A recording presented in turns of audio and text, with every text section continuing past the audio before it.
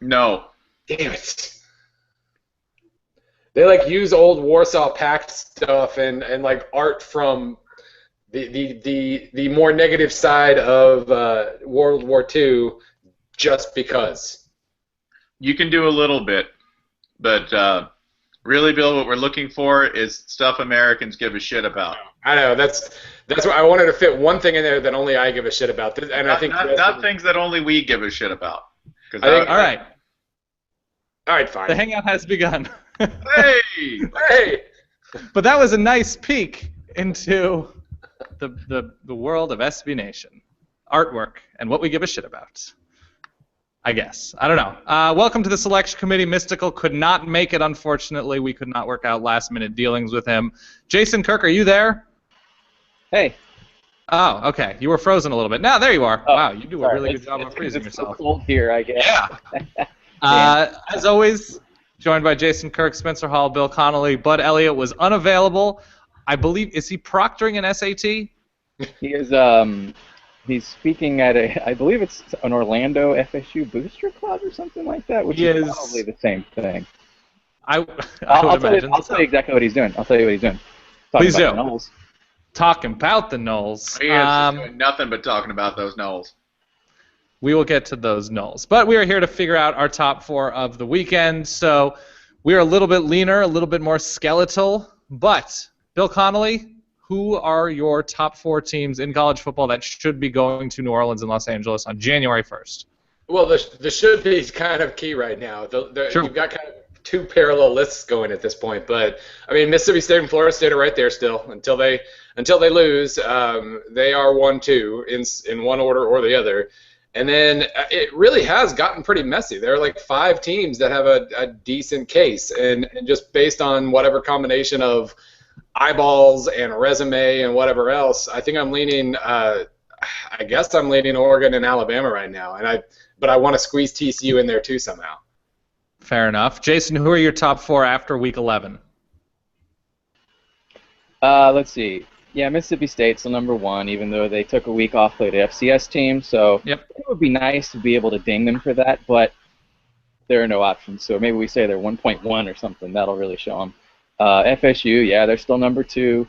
Their big marquee win over Notre Dame is obviously even less impressive than it was. But a decent win on the road at Virginia, a team that should be going to a bowl but probably won't. They've had, I believe, 4 one-score losses, so that's a pretty good Virginia team that gave FSU a little bit of trouble up in Virginia. Sure. Number 3, I'm going to go TCU this week, just because on the year as a whole, they've basically done everything Baylor has against a slightly tougher schedule. Baylor obviously did not play anything approaching Minnesota in the non-conference and has yet to play Kansas State, but they have similar margin of victory numbers and all that. Yes, they lost a coin flip game at Baylor that, if they started that game over with 11 minutes to go, TCU wins probably 99 times out of 100, but still Baylor won, which that sort of makes that tough. And yes, Baylor beat Oklahoma significantly worse than TCU did, but Sterling Shepard was out of that game when TCU got it cracked, so maybe it's a little bit closer than it looks. But at this point, TCU number 3, and number 4, Oregon. Even though the quality of the Michigan State win drops quite a bit, and that win at Utah probably should have been more like 10 points, if not for the free 14 points that Utah graciously gave the Ducks, but still covered the spread on the road against a ranked quality team, so that's still a good win, a good week as a whole. Next up would probably be Alabama for me. West Virginia loss means really still yet to beat a great team. A good win at LSU, but a close one, and really similar to FSU Notre Dame in that, was it a win against a great team, or was it just a win in a really great atmosphere? But I guess the good also thing, not a complete performance from Alabama. Yeah, I would not say at all. is fair to say. Yeah, really, and the big win against Texas A&M. Hey, like we've been saying, that one still turns out to actually mean something. So those would be the 5 right now. Spencer, who are your top 4? Who's right there looking in? Top 4, Florida State, because I can't stop talking about those Knowles. Also, they keep refusing to lose, this is really inconvenient. It's like the most inconvenient thing about this college football season, is that Florida State continues to refuse to lose, and also refuses to win in a fashion where you can just drop that ballot box, right? Just put it right in there and be like, yeah, that's number one. No, they're really not that kind of team, and there's not going to be a whole lot of certainty. My only sort of pleasure I can derive from that is that FSU fans have to hate watching it. Like this has to just be awful for them. So that's your number one team, which says a lot about the year 2014. Number two would be Mississippi State. And yeah, I'll move a team down from playing nobody. Doesn't mean they go anywhere. I like when people get bent about the top two spots. Like, why'd you move them down? Like, it's a 14. Like they're not playoff. playing in a neutral site game. Yeah, I mean, the last person in med school to graduate, right, in the class is still a doctor. You're still in the top four, so stop complaining. Number three would probably be Oregon. Oregon, it was closer than Utah, but Utah's better than people think, so I'm okay with that. Chief concern for Oregon at this point is injury, because Baylor and Oregon both continue to perform despite losing body after body along the offensive line, and for Oregon now with Pharaoh Brown out for the year with a leg injury. So they're number three, but I think they're a vulnerable number three. Number four, I'm going to put TCU in there because they have a stronger schedule than Baylor. They're more interesting than Alabama. I think they're a more complete team than Alabama, and I like them. That last part's particularly important. Fair enough. I have Mississippi State number one. I've got Florida State two. I have Oregon 3 and TCU 4 for most of the reasons we've already been over. Would like to see when Alabama plays these teams that we're considering to be good, either a win or a complete performance, though, yes, the Texas A&M win looks better after the Aggies went and beat up on Auburn this past weekend, or not beat up on, but got by Auburn on the road. Spencer, I'm assuming that was your biggest playoff shifter this past weekend, the Auburn loss. What to you were the big takeaways in how you adjust and view your top four? You mentioned the Oregon injuries. How did this weekend affect your thoughts of the top four or teams that used to be in your top four? It's hard for me to say because I don't think this weekend changed a lot for me. I really it's when you looked at a lot of the matchups that were supposed to be close and supposed to be real tests of mettle. They were blowouts. TCU handled Kansas State. It was not a close game. If you look at Arizona State, Notre Dame even, just to eliminate another one-loss team, that really wasn't a close game. It was a lot of turnovers, and yeah, Notre Dame did come back, but then collapsed down the stretch. I mean, it was pretty clear to me that Arizona State was the better team that day, and probably the better team overall. And Alabama, LSU, Alabama keeps playing games where they don't answer a whole lot of questions for me. Right. LSU did exactly what you expected them to do, run the daylights out of the ball and run it again and again and again and sort of conserve their quarterback play for when they needed it. And defensively, they really did play pretty well against an Alabama team that still can't run the ball consistently. They were just over 100 yards in total offense. And I was watching it with a friend of mine on chat, and he goes, wow, we ran the ball twice in a row. And jokingly, I said, well, here comes another pass.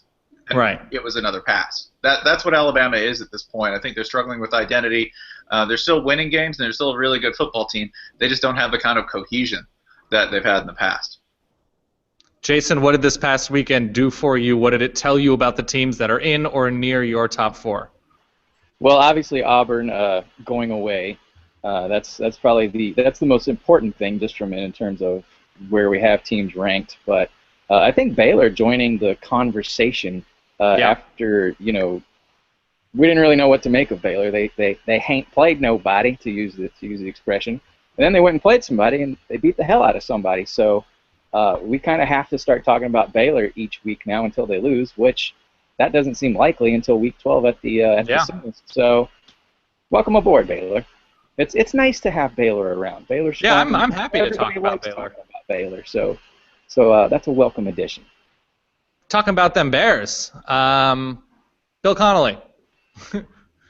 Bill Connolly, how did this past weekend change or alter or affect how you viewed your top four and or teams that were near the top four in your mind? Yeah, Baylor was the biggest thing. We already kind of knew who was part of the party, and now we've got one more team. All the projections and things I did last week were like, this Big 12 race could be crazy as long as Baylor upsets Oklahoma, but that's probably not going to happen. And then they just destroyed Oklahoma. So now we're really kind of setting up for a Texas bitterness Armageddon if it's 4-5 TCU versus Baylor at the end of the season. Because whoever, if TCU gets in, Baylor fans will be forever bitter that they lost out to not only somebody, but to TCU. That would, if nothing else, that would enhance that rivalry a little bit. And the other thing is just LSU is really good. I will say at this point LSU is a legitimate top 10 or 12 team. Like early in the season, they weren't obviously, but over the last month they played as well as most teams in the country. And so just surviving that pass defense and surviving that run attack and doing pretty well against that LSU run attack for the most part, that proved plenty to me in terms of Alabama. So. I mean, and again, as long as Alabama wins out, they're fine regardless. But I was pretty impressed that not only did they beat LSU, but they came back at the end the way they did. Bill, a team that looks to be lurking realistically and that has performed well in terms of their metrics, especially after their weekend, after their Saturday night against Michigan State, Ohio State. How do you view them at this point? The numbers really like Ohio State after one of the more perfect performances on this past weekend was Week 11. What are your thoughts on the Buckeyes? They're really good. I mean, from a playoff perspective, it's eyeballs, it's resume, and it's everything else. And their resume, it looks a hell of a lot better now than it did on Friday. But they still have that albatross of the worst loss of any playoff team or playoff competitor out there, and that's not going to go away. So, I mean, that's going to bump them down among the one-loss field, but they're a really, really, really good team right now. That offense is ridiculous, and I think they just, they kind of sneaked up on people because they weren't playing anybody, and their one half step backwards over the last 2 months was the Penn State game, which was the first time we paid attention to them since the Virginia Tech game. Right. I mean, the fact that they averaged 8 whatever yards per play against Michigan State's ridiculous. They're really, really good right now. Jason, thoughts? Here's something that's going to unfairly work against Ohio State down the stretch is the way the committee evaluates strength of schedule. They take a look at a loss to Virginia Tech and they just say, that's a loss to a team below 500. That's a bad loss. But if you actually look at Virginia Tech's quality, Virginia Tech is another team that has dropped, I believe, 4 one-score games. Virginia Tech is a few touchdowns away from being a winning team, which would count as an okay loss, against Ohio State. So I think if you look at best versus most deserving, I think Ohio State is without question one of the 5 best teams in the country, one of the most deserving. If you evaluate the Virginia Tech loss as a bad loss, which sure it was a bad loss, it was by 2 scores at home, but if you treat it as some sort of a deal-breaker loss, then that really could knock Ohio State out of the running. But if we assume that the committee is able to find some nuance in that loss to Virginia Tech, then Ohio State should be in perfectly good shape right now. All right. Spencer, your thoughts on the Buckeyes and the Big Ten, a conference that I think probably loses a lot of benefit of the doubt, as does the ACC most likely, but the team atop the ACC is still undefeated without a bad loss, like Ohio State has. Your thoughts on the Buckeyes and any other teams lurking in your mind that could be playing at the quality of a top 4 team? Ohio State's got another thing that they're going to be able to use as a trump card, though, which particularly over your Big 12 team, and that's a championship game that they might be able to play against a 1-loss team going in. They might have a championship game against a pretty darn good Nebraska team. So they get that. That's just a nice little. It's not going to do everything for them, but it's a nice little comeback. I only worry this: they can actually do this thing where if they play too dominant a game against Nebraska, everyone who's a skeptic of the Big Ten will say what? Well, Nebraska really wasn't that good, and they were just sort of feasting on the bones of their mediocre competition in the Big Ten. So they barely beat McNeese State. Yeah. Well, that is true. I mean, it's you can almost sort of write Nebraska featuring Amir Abdullah. That's kind of there's a little parenthetical that appears after them, but they still have Amir Abdullah, and they still only have 1 loss. So you have to look at it that way and not be too skeptical of them. Another team playing at least at that top 4 level right now, despite having this is another team that has Ohio State syndrome and has an atrocious loss on their record. Mm-hmm. I like them a lot. That's Arizona State. I think Arizona State's playing really, really well right now and still positioned to do very nasty things down the stretch. So lurking out there in the Pac-12, you might sleep on them, but Todd Graham is making his push for his next dream job, whatever that may be, somewhere else off in the horizon. Maybe Florida. I don't know. Ooh, maybe. That'd be fun. It'd be fun. Jason, when you look forward to this weekend, there are a number of matchups: Miami, Florida State, Mississippi State, Alabama, Nebraska, Wisconsin. I mean, I don't know if that has playoff implications specifically, but Nebraska's still a one-loss team in a major conference. Georgia Tech, Clemson, which I suppose affects Florida State's wins. And who am I missing? Another big game out of what did I do this morning? An easy call. I ate so very many meatballs. To you, what are the matchups that intrigue you the most about possible changes in the top 6? Well, MSU Bama, that's obviously the big one because at this point, that's a in or out game. You know, Mississippi State just does not have the out of conference schedule, the SEC East schedule to stick around in or with a loss. You know, they're not an Auburn or an Ole Miss, a team that can weather a loss thanks to having gone and played Kansas State or, you know, chosen to play Boise State and all that. Bama, I think if they win, you know, they've got a really good argument for number 1 at that point, having you know, even if they just win by a point, even if they do what Bama's been doing, you know, there's still going to be an immediate conversation about who's the new number 1, at worst the number 2. So that's hands down the most important game. But Georgia Tech, Clemson, that'll be fun. I think the winner actually has a sneaky good chance at the Orange Bowl, which will take the highest ranked ACC team, assuming Florida State goes to the playoff. And if Duke, you know, finishes up 11-2 or whatever, and if Tech or Clemson is able to beat an SEC East team, which it doesn't count for much, but a lot of people will see it, you know, that could be a game that decides a New Year's Bowl. So, and it's at noon, so people get to watch it. Nothing else going on. Bill, I'm going to ask you to get out of your very artistic pose that you're in and tell me which team this weekend do you feel like has the biggest chance to solidify a very solid resume and to lose what we consider to be a strong resume? Solidify. Well, I mean, Alabama would have a very good chance. Obviously, that's a pretty obvious answer. I mean, my biggest question for this week is simply, the number. Like the game that's most interesting to me is the civil Miami, Florida State. Miami ranking 12th in the F+ rankings currently. Just been spectacular over the last month or so. It's kind of a put up or shut up thing for them though, because I mean they looked pretty good last year, and then they played Florida State, got rocked, and you know. Duke gets hurt in the middle of all of this, the running back, not the team. And, and then they completely fall apart down the stretch. So it is kind of a perceptions game for them. But if they play like they have the last month, they could make a major statement, not a playoff statement, but just a, hey, we're pretty good now statement, and knock Florida State out of the list. So that's the biggest game to me.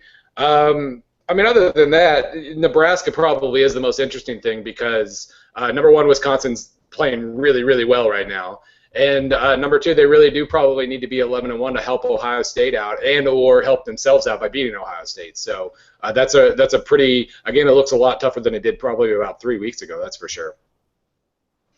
Jason, if Florida State is to lose to Miami, which is not a completely unheard of thought, they're 2.5-point favorites on the road against what we perceive to be a pretty good Miami team. They can run the ball, they can play some defense, they're pretty good against the pass.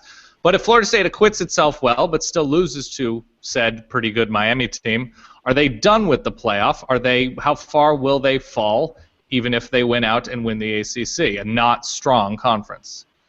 Ideally, in an ideal year where you have teams that fit the benchmarks that we think of as a traditional number 1 team and this is definitely a number 4 quality team, Florida State would be out of that running. Just based on that would mean they would finish the year with no real wins of substance, just a big number in the wins column.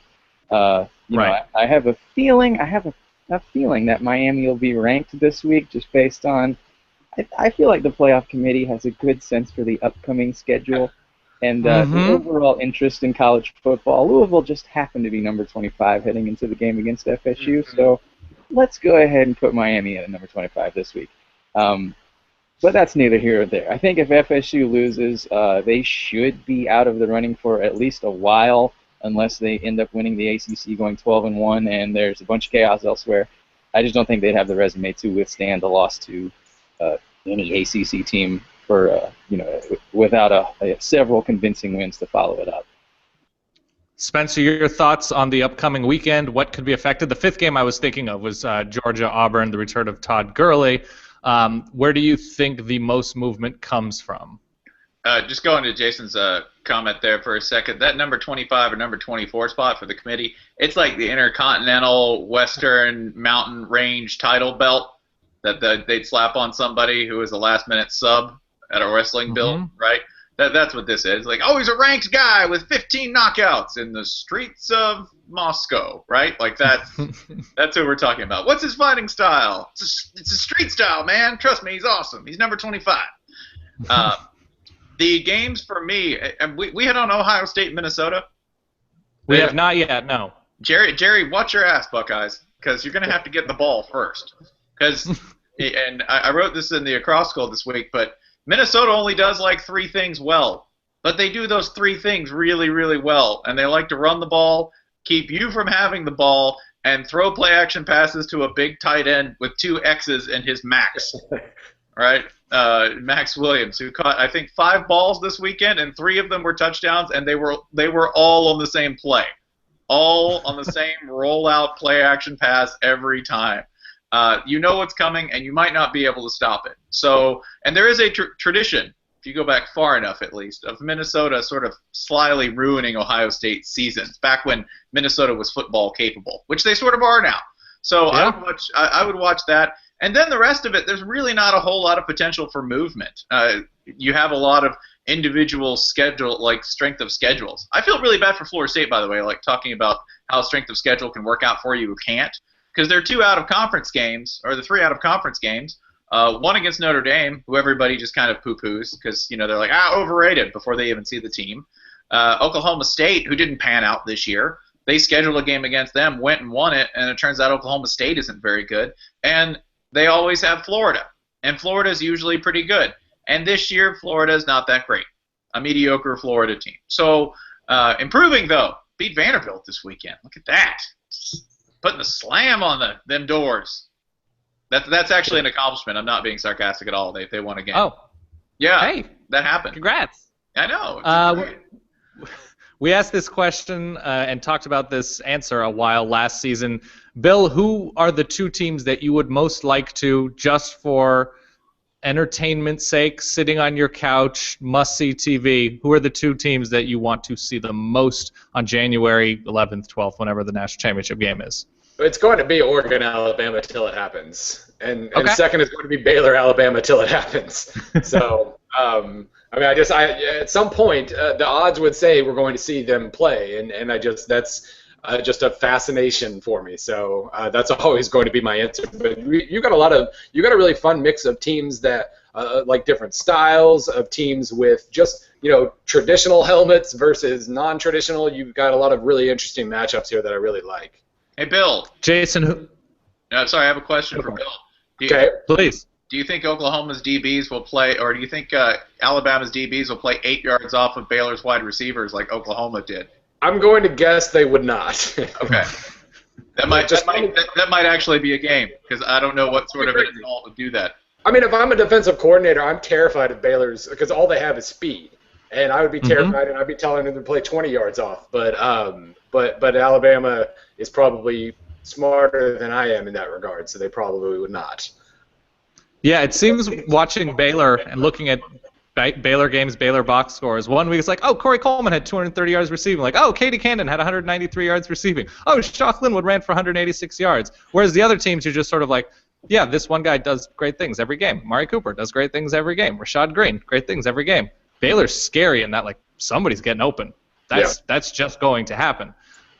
Jason, what are your 2 entertainment teams? This week, I'm going to say, even though we've seen this one before, I'm going to say Ohio State, Alabama.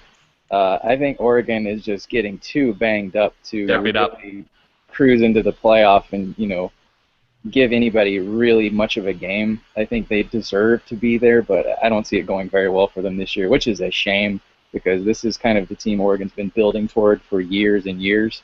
But I think Ohio State can give Bama a serious challenge, even though we've seen Meyer save him before. Yeah. And it was a split series, so hey, probably be competitive. It was a split series. The second game of that series was not that fun at all to watch, though, I will say. Just talking about the records. Don't go watch the game. True. Spencer, who are your entertainment teams at this point in early to mid-November? In no particular order, Baylor, because of what you said, that if somebody gets open, they like to give them the ball. And if you play 9 yards off their receivers, they throw short. And if you play man, they go long. It's not a hard game. for Art Briles. And if you start worrying about that, he runs the ball. It sucks to play them, and it's really fun to watch. I really enjoyed watching Ohio State. I love what they do off play action. I love their run game. I love everything they do. It looks even better than when Meyer was at Florida in terms of just the diversity in what they're doing. It looks like a slightly different and slightly improved product, albeit I think against inferior competition. But I don't care. They're just fun to watch. I would love to see those teams play each other. I'd love to see Oregon stay healthy and play. Remember, you do get this time to improve between championship game and then you go through all your bowl practices, and you sometimes come out on the other side of that a much better team. Sometimes. Some teams don't. All right, but generally, more reps, time to get healthy, you get an entirely different looking team down the stretch. I think that's what Oregon has to hope for here. The rest of their schedule is pretty weak. They heal up, they get a few guys back, that line gets healthy, and then they can finally move forward. Last year, this is the irony of this though, is that they've been building toward this team, and Mariota doesn't get healthy in 2013 and finishes the year injured. He stays healthy for most of 2014, and everyone else gets injured. So Oregon can't catch a break in that respect. And then finally, the other team that I really want to see is TCU. I'm a super pro Team Chaos guy, putting TCU into the playoff pretty much against anyone. Just let them play against anyone. I want to see what they do because I have a feeling that under pressure, what TCU will revert to win a game is defense. I don't think Gary Patterson's had the last word on how his team shakes out yet. We've been talking about TCU's offense all along. I still think they have a couple of big defensive performances in them because he's that good and because I think that defense is going to only improve, again, through bowl practice going into the playoff and then maybe onto the championship game. Yeah, they're one of those teams. They lose Jason Verrett and they lose Devontae Fields and McFarland, Dawson, Hackett, White. These are all names that would start for essentially anybody in the country. They're that good, and TCU should have a chance to prove it, or it'd be fantastic if they had a chance to prove it. I would say at this point I'd love to see TCU Alabama just to see that smaller, now in the Big 12 school, go against that big program, and I think TCU is as complete a team, as good as Oregon has looked on offense. There's still defensive questions. There's still the injury issues. Baylor against an SEC team. I worry just because of what we saw last year in the Fiesta Bowl with Baylor and having the time to prepare, or a team with a good defense having time to prepare for Baylor. That was a little bit icky, but you know what? It's a different year. It's a different team. I want to see speed against Alabama, even in Alabama's a fast team themselves. That'd be fun for me. Final question, and let's see. Last week it was to Bill about Halloween.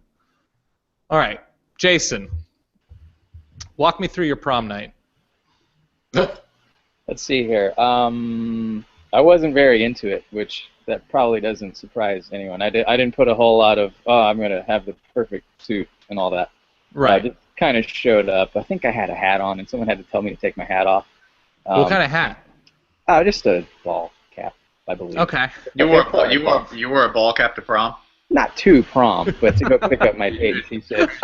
Georgia is hell. Yeah, well, it wasn't a trucker hat, Spencer.